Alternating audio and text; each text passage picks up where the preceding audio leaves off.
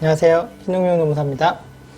오늘은 식당 사장님들이 직원 관리하면서 좀 아셔야 될 내용들을 좀 정리를 해봤습니다. 제 개인적으로 이제 업무를 하면서 다른 노무사님들보다는 상대적으로 식당 운영하시는 사장님들을 좀 많이 봤습니다. 어쨌든 식당 하시는 사장님들 이제 뵈면서 좀 안타까운 경우를 많이 겪었거든요. 좀 법을 좀 잘 모르셔서 또는 좀 소위 말해서 좀 나쁜 직원들을 좀 만나서 고충을 겪는 분들을 좀 만나다 보니까 한번 식당 하시는 사장님들도 이런 정도는 알고서 하시는 게 좀 좋지 않을까 이런 생각을 좀 많이 하게 돼서 관련된 내용을 좀 정리를 했으니까요. 참고하셨으면 좋겠습니다. 일단 첫 번째로 근로계약서 작성 관련된 겁니다. 그래서 근로계약서 작성하신 어떻게 작성을 해야 되고 그게 어떤 의미가 있는지는 제 유튜브의 영상 중에 근로계약서 관련된 영상들이 좀 있어요. 좀 참고해 보시면 될 것 같고, 핵심적인 것만 좀 말씀을 드리면 계약서는 이제 반드시 써야 된다는 걸 꼭 기억을 하셔야 됩니다. 그래서 누구랑 써야 되느냐? 그러면 모든 직원이라고 생각하시면 됩니다. 그분이 신용불량 상태에 계신 분이라든가, 불법 체류 외국인이라든가, 또는 아르바이트라든가, 심지어 어떤 친척분이라고 하더라도 근로계약서는 반드시 써야 된다. 이걸 절대 잊지 않으셔야 되는 것 같고요. 두 번째는 언제 써야 되느냐도 문제가 됩니다. 그래서 사례에 보면 하루짜리 아르바이트 직원을 채용을 했는데 반나절만 일을 하고 집에 가서 문제가 돼가지고 벌금이나 과태료 처분을 받는 경우도 있기 때문에 반드시 취업한 당일날, 최소한 취업한 당일날 업무 시작하기 전에, 일을 하기 전에 써야 된다. 그래서 처음에 오자마자 바로 계약서부터 쓴다. 모든 직원과 다 쓴다. 이게 근로계약의 기본입니다. 계약서를 어떻게 써야 되느냐도 중요한데 그 쓰는 행위 자체가 식당 운영하시는 분한테 굉장히 중요해요. 그래서 나는 계약서 잘 만들 자신 없다 그러면 그 노동부에서는 표준근로계약서라고 있거든요. 그거라도 써놓으시면 일단 처벌을 받지는 않기 때문에 계약서는 꼭 반드시 쓰는 거로 기억을 해주셔야 될 것 같고요. 아까도 말씀드렸듯이 구체적인 작성 방법은 제 유튜브 다른 동영상 참고하시면 도움이 될 것 같습니다. 두 번째로 이제 최저임금 부분이 있는데, 최저임금은 근무 시간에 따라서 최저임금을 판단한다는 걸 잊지 않으셔야 됩니다. 다른 가게보다 우리가 10만 원을 더 준다. 작년보다 10만 원을 더 준다. 이게 중요한 게 아니고요. 그 사람이 몇 시간을 근무하는데 내가 주는 임금이 이렇다. 근데 그 주는 임금으로 따져봤을 때 시급이 얼마다. 그게 이 올해 최저임금보다 많다라고 하면 문제가 없는 거고, 적다 그러면 최저임금에 문제가 생기는 거기 때문에 항상 최저임금은 그냥 어렴풋하게 대강 정하시는 게 아니고 정확하게 근무 시간에 따라서 판단을 해주셔야 되는 거, 그거는 꼭 지켜주셔야 됩니다. 참고로 2021년에 일주일에 40시간을 일을 한다. 그러면 하루에 8시간씩 5일이거든요. 그랬을 경우에는 182만 2,480원입니다. 1822480이 최소입니다. 그래서 요거보다 시간을 많이 하게 되면 당연히 그거보다 임금이 이제 올라가게 되는데요. 근로기준법상에 보면 근로자 수가 5명인지 5명이 안 되는 4명까지인지에 따라서 가산임금이 변경이 됩니다. 그래서 5인 미만은 가산수당이 안 붙고 5인 이상이면 가산수당이 붙기 때문에 임금의 차이가 생겨요.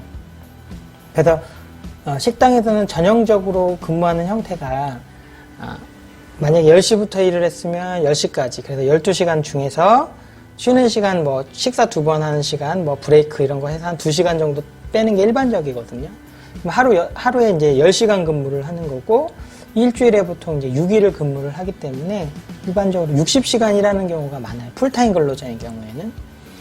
그렇게 일을 했을 때 2021년 기준으로 했을 때는 일주일에 60시간이죠. 일을 하면 약 2,580만 원 정도 되는 것 같아요. 5인 미만인 경우에 가산수당이 없기 때문에. 근데 똑같이 일을 하는데 60시간을 일을 하고 우리 근로자 수가 5명 이상이다. 우리 식당에서 5명 이상 일을 하고 있다 그러면 좀 많긴 합니다. 296만 원 정도 됩니다. 2021년 기준으로. 그래서 60시간보다 미치다 그러면 제가 말씀드린 금액보다 좀 낮게 주실 수 있는 거고, 내가 직원이 한 10명 되는데 풀타임 일하시는 뭐 주방 일하시는 분한테 월 300만 원 주고 있다. 그럼 최저임금은 넘는구나. 이렇게 판단을 해주시면 되고요. 제가 말씀드린 거는 밤 10시 이후에 근무하는 야간 수당은 포함되어 있지 않은 내용이에요. 그래서 혹시 일하시는 분들이 밤 10시까지 넘어서 일을 하시고 근로자 수가 5명이 넘는다. 그러면 요거보다는 야간 수당이 추가로 붙을 수 있다는 거 기억을 해주시면 좋을 것 같습니다. 그래서 계약서를 쓰고 임금을 쓰는데 그 임금이 최저임금을 넘느냐 안 넘느냐 이 판단하는 게 굉장히 중요하다는 거 다시 한번 말씀드리고요. 그 다음에 우리 직원이 또 5명이 넘게 되면 휴가 부분이 있어요. 연차 휴가를 말씀을 드리는 거예요. 그래서 1년이 안 되신 분은 한 달 만근을 하게 되면 하나씩 생기고 1년이 지나면 15개가 생기고 이렇게 되기 때문에 우리 식당인데 무슨 휴가가 있어요. 뭐 우리가 그런 게 어디 있습니까? 그냥 하는 거지. 이렇게 하실 수가 없고요. 직원이 5명 넘으시게 되면 휴가를 부여해야 된다는 거 잊지 않으셨으면 좋겠습니다. 그래서 저는 편의상 이렇게 말씀을 드려요. 일주일에 6일씩 일을 쭉 하실 텐데 그러니까 일주일에 하루 쉬는 거겠죠. 결론적으로. 그런데 휴가 관리를 하실 때는 너무 이제 일반 회사처럼 관리하기가 어렵기 때문에 매월 그 쉬는 날 말고 매월 하루 정도의 휴가를 별도로 부여를 하면 1년이면 12일이 되잖아요. 뭐 여름 휴가라든가 그 다음에 뭐 개인적으로 쉬는 날들이 있을 수 있기 때문에 그런 거 합치면 얼추 연차 휴가 일수가 맞아요. 대략. 그렇게 관리하시는 게 제일 편한 것 같아요. 그러니까 일주일에 하루 쉬는데 플러스해서 한 달에 하루 정도를 더 쉬고 그걸 뭐 연차 휴가로 처리를 해주시면 될 것 같습니다. 네가 뭐 연차 휴가를 식당에서 무슨 휴가야 이렇게 생각하실 수도 있는데 노동부에 가면 단골 메뉴거든요.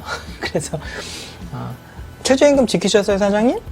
이렇게 딱 물어보시고 계약서 있으세요? 최저임금 지키셨어요? 휴가는요? 직원이 5명 넘는 경우에. 근데 또 반대에 이런 분들도 있어요. 직원은 한 3명 정도밖에 안 되시는데 우리 휴가는 어떻게 하죠? 뭐 이렇게 저한테 여쭤보시는 분들이 있는데 그런 경우에는 휴가를 주실 수도 있는 거고 의무적으로 줘야 되는 건 아니기 때문에 안 주실 수도 있는 거죠. 연차 휴가를. 그러니까 직원 수가 몇 명이냐에 따라서 좀 판단을 해 주셔야 되는 것 같아요. 그래서 최저임금 판단을 하든 휴가든 기준은 직원 수가 5명이 넘느냐 안 넘느냐 이 판단을 해 주셔서 관리를 해 주시면 될 것 같습니다. 네 번째는 퇴직금 부분이 있는데요. 퇴직금은 그 사람이 신용불량자든 외국인이든 불법 체류 외국인이든 아르바이트 직원이든 뭐 일주일에 며칠을 일하든 그런 게 상관이 없고요. 일주일에 15시간 이상 일을 한 기간이 1년이 연속되게 일을 하면 퇴직금은 무조건 발생을 해요. 그분의 신분이라든가 계약관계와 상관이 없습니다. 그래서 퇴직금은 기계적으로 1년이 딱 되면 발생을 하는 거고요. 1년에서 하루라도 모자라면 퇴직금은 발생하지 않습니다. 그렇게 생각을 하고 퇴직금 관리를 해주셔야 되는데 이런 분들이 있어요. 식당에는 좀 여러 가지 사정상 신용이 안 좋거나 여러 가지 문제들이 있는 분들이 있다 보니까 뭐 퇴직금을 월급에 포함해서 주세요. 아니면 저 돈이 급하니까 중간 정산해서 좀 주세요. 이렇게 얘기를 하시는 분들이 많아요. 그럼 사장님들이 또 마음이 약해져가지고 그러면 안 되는 거 아니에요? 그러면 이제 그분이 얘기하는 거죠. 사장님, 저 못 믿으세요?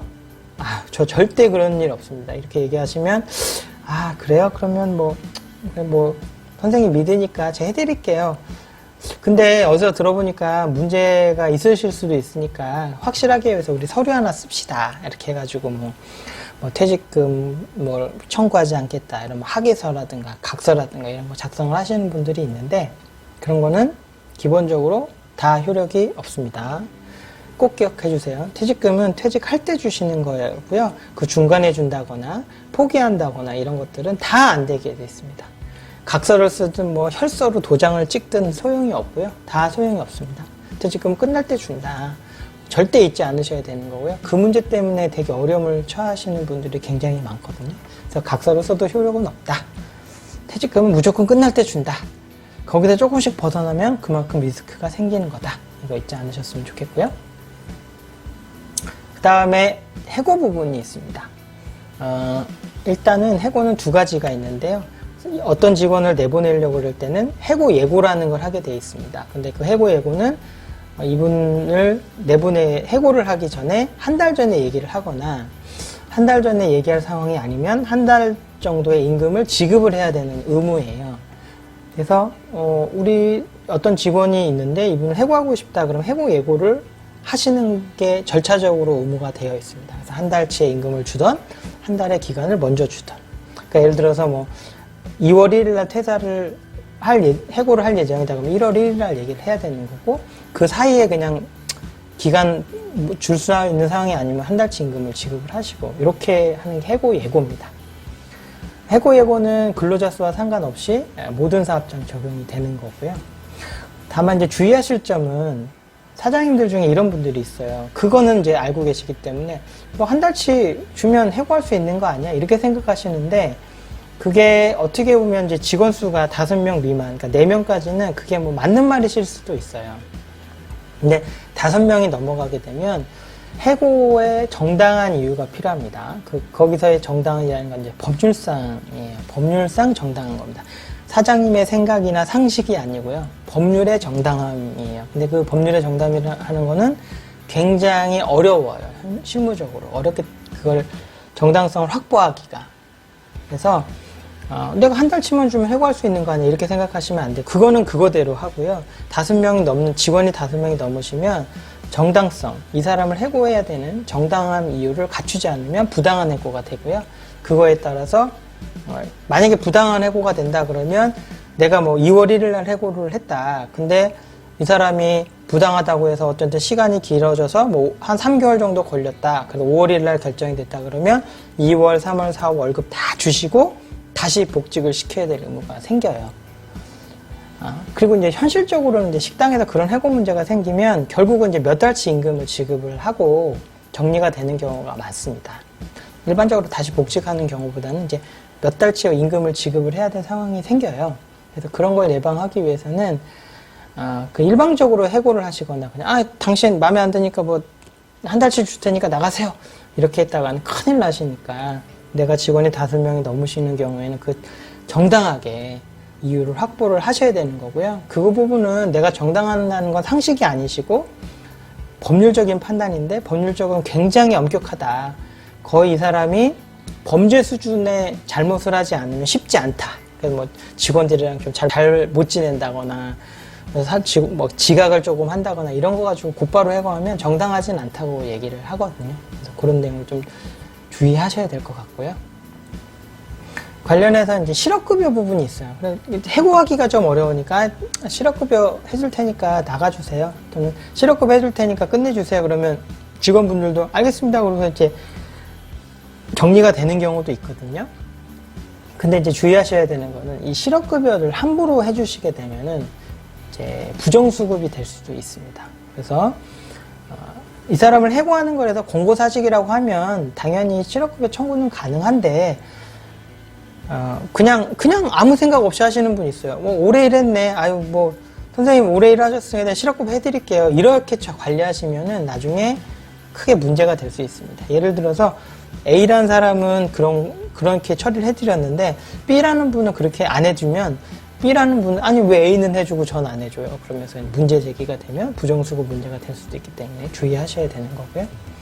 그래서 제가 항상 말씀을 드려요. 들어올 때는 계약서를 잘 쓰시는데 나갈 때는 사직서 같은 걸 좀 받아두시면 나중에 갑자기 뭐 공고사직으로 얘기 잘 되거나 아니면 그냥 서로 본인이 그냥 나갔는데 나 해고당했어요 이렇게 하면서 이의제기하는 경우에 쉽게 말하면 사장님들이 좀 당하는 경우가 있을 수도 있거든요. 그래서 사직서 작성을 해서 그런 문제를 좀 해결하실 필요가 있습니다. 그래서 해고와 관련해서는 거의 유일한 방어수단이 사직서를 잘 작성하는 거다라고 해서 사직서도 근로계약서 작성하는 것처럼 좀 주의를 하셔야 될 필요가 있습니다. 뭐 여담인데 그 유튜브나 이런 데 검색해 보시면 이런 분들이 있어요. 저는 이제 선수라고 부르는데 일부러 취업을 해서요. 좀 직원이 한 5명 넘는 곳에 취업을 해야겠죠. 왜냐면 해고가 문제가 돼야 되기 때문에 취업을 해서 일부러 일을 엉망으로 하는 거예요. 막 분란을 일으키고 사장님이랑 막 또는 직원들이 또는 막 손님이랑 막 이렇게 해가지고 싸워요. 그러면 사장님 당연히 그러실 거면 나가세요 이렇게 얘기를 하면 저 해고 하시는 거예요? 뭐 이렇게 하면 이건 해고하는 거예요. 뭐 당신 그렇게 살지 마세요. 뭐 이렇게 할 거 아니에요. 그럼 내가 한 달 내가 들은 건 있으시니까 한 달치 월급 줄 테니까 나가세요. 이렇게 되면 이제 그분 같은 경우는 그런 과정을 다 녹음을 한다거나 해가지고 협박을 하시는 분도 있어요. 내가 이거 부당해고하면 뭐 내가 뭐 되게 돈을 많이 받는 건데 그냥 한 500만 원만 주면 내가 없던 일로 할게요. 그러면 이제 사장님들이 처음에 들으면 되게 황당하잖아요. 아니 뭐 이런 사람이 다 있어. 근데 이제 저희 같은 경우 물어보고 막 알아보면 그러실 수도 있습니다. 이렇게 얘기를 드리면 세상이 뭐 이럴 수 있냐 이렇게 얘기를 하시기 때문에 애초에 그런 일을 안 만드셔야 되기 때문에 해고는 함부로 하시면 나중에 뒷수습하기가 어렵습니다. 그래서 이런 내용들은 기사 검색해 보시거나 그러면 뉴스에도 많이 나왔어요. 그래서 절대로 함부로 기분에 따라서 쉽게 해고를 하시면 큰 문제가 된다는 거 꼭 잊지 않으셨으면 좋겠고요. 그다음 이제 사대보험 관련해서도 이제 사장님들이 이런 질문을 하세요. 직원이 딱 들어오시면 저희 선생님은 사대보험 할 거예요, 말 거예요? 뭐 이렇게 물어보시는 분들이 있는데 사대보험은 처리가 원칙이죠. 그렇기 때문에 그 선택을 하시는 건 아니에요. 다만 제가 그 식당에 인사관리하는 거 정말 현실 정말 잘 알고 있는 사람인데 100% 사대보험 다 신고하기 어려우신 거는 알아요. 여러 가지 이유가 있어요. 하고 싶으셔도 일하시는 분들이 뭐 거부하시거나 상황이 안 되시거나 그런 경우가 많이 있기 때문에 못 하시는 건 제가 충분히 이해를 하는데 그럼에도 불구하고 최대한 많은 분들을 그다음에 최대한 실제 지급하시는 임금에 가깝게 사대보험 관리를 해 나가셔야 됩니다. 그러니까 예를 들어서 월급이 직원이 10명이고 각 300만 원을 받고 있다. 그러면 올해는 300만 원 받는 사람을 200만 원으로 5명 신고하고 있다. 그럼 내년에는 250만 원 받는 걸로 해서 7명 신고한다거나. 다 안 되는 건데요. 현실적으로는 그렇게 처리를 하시는 쪽으로 가셔야지 나중에 문제도 없고 관리도 편해지고 하는 거니까 사대보험 관리를 옵션이고 내 맘대로 할 수 있다 이렇게 생각하시면 안 되는 겁니다.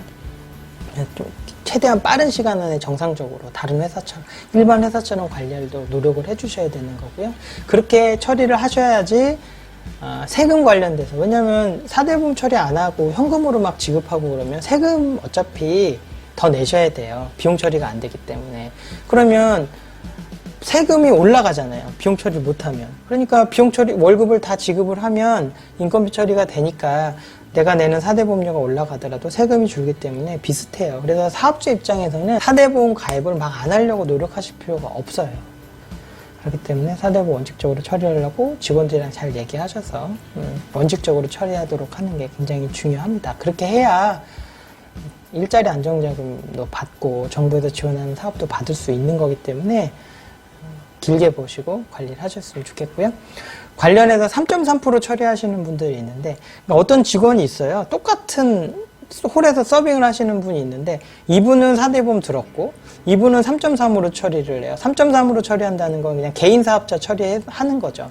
그러니까 이분은 나중에 실업급여 받을 수 있고요. 이분은 3.3 했기 때문에 실업급여 못 받아요. 그럼 이분 입장에서는 아니 똑같이 일했는데 이 사람은 사대보험 들었고 이 사람은 3.3으로 처리했는데 나는 왜 실업급여 못 받아요? 얘기를 하면 사장님이 황당하죠. 아니 당신이 그렇게 하자고 해서 했다라고 하면 저 그런 거 모르겠고요. 실업급여 해주세요. 이렇게 되면 그게 다 뒤집혀가지고 3.3% 처리한 것도 다 문제돼서 다 처음으로 들어와가지고 사대보험 다 가입해서 실업급여 지급해야 되고 하여튼 복잡한 문제가 생겨요. 그러니까 원칙적으로 처리 안 했기 때문에 생기는 문제들이 워낙 많기 때문에 이거는 향후에 좀 주의를 해주셔야 될 것 같습니다. 그래서 일단 중요한 거는 계약서 잘 작성하시는 거 주의점 말씀드렸고 그 다음에 최저임금 어떻게 관리해야 되는지 근무 시간에 따라서 정확히 판단해보고 그 조정을 해야 된다는 말씀드렸고 직원이 5명이 넘게 되면은 연차휴가가 부여가 돼야 된다.